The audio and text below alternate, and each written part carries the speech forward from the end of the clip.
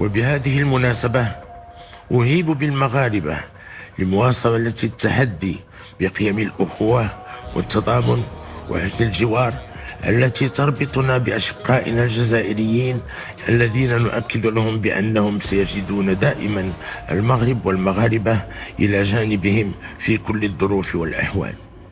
حدث لأن فاقد شيء لا يعطيه، هم بروحهم ما احتل الأراضي الفلسطينية، والآخر يعترف له كذلك بالأراضي الفلسطينية تاع إسرائيل. أما فيما يخص الادعاءات التي تتهم المغاربة بسب الجزائر والجزائريين، حاجة اللي نأسف عليها العلاقات القديمة الجديدة بين المغرب والكيان، فإن من يقومون بها بطريقة غير مسؤولة يريدون إشعال نار الفتنة. من دولة الأمة التي يتفاخر بها المغاربة بأنه إحنا المغرب دولة أمة، بمعنى عندنا عمق حضاري، عندنا بعد حضاري، وأنتم دولة طارئة. يعني هذا معنى أمة، معنى لها عمق تاريخي.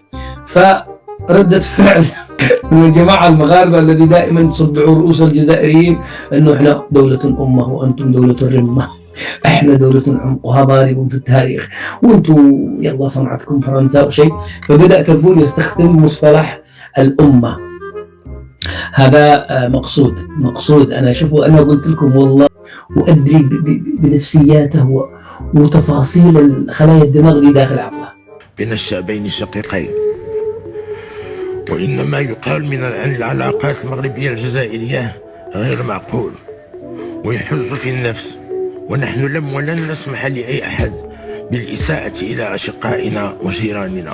هي طبعا كانوا أشقاء وكانوا خوت في الإسلام والإيمان، ولكن فاش ولاو يصفوك يا جلالة الملك بملك السكيرية والسكران في باريس والمطبعين مع الكيان الصهيوني الجزائريين والكراغيلة بملك سكيرية ولا سكران ولا كذا، راه كتجيني النفس بطبيعة الحال كتجيني الغيرة على الوطن ديالي واللي حاكمه أي واحد كيمس لي عرق من العروق ديال التراب الوطني ديالي كيبقى فيه الحال.